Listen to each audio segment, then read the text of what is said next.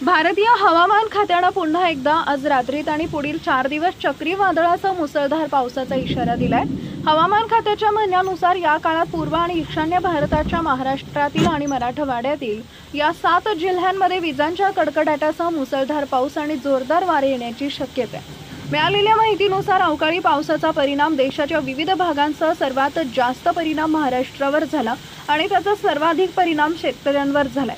पिकलेल्या पिकांचं आणि बागांचं मोठं नुकसान झालंय। आता भारतीय हवामान विभागाने पुन्हा एकदा पुढील 4 दिवस आणि आज रात्रीत या 7 जिल्ह्यांमध्ये विजांच्या कडकडाटासह मुसळधार पावसाचा इशारा दिलाय।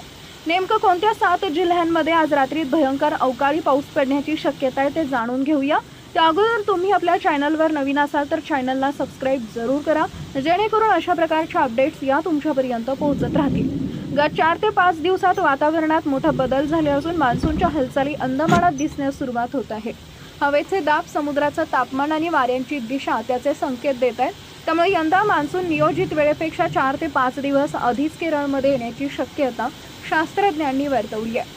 सध्या अरबी समुद्रातील तापमान 31 तर हिंदी महासागराचं तापमान 30 अंश सेल्सिअस इतकं आहे। पाणी खूप तापल्यानं वेगानं बाष्पीभवन होते। अंदमानात मान्सून हा तयारीला यंदा लवकर लागलाय।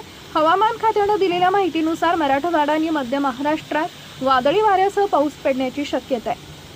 आज मराठवाड्यातील छत्रपती संभाजीनगर, जालना, बीडमध्ये वादळी वाऱ्यासह मुसळधार पाऊस पडण्याची शक्यता आहे।